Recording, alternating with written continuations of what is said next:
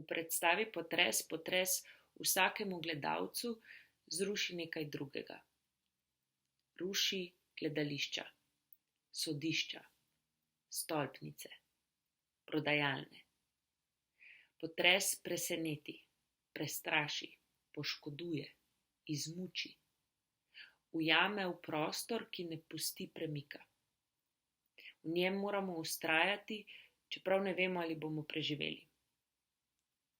Tako kot v gledališču vztrajamo na svojih sedežih, čeprav je tudi gledališče lahko kdaj nevarno, neprijetno, dolgočasno, preglasno, zaprašeno.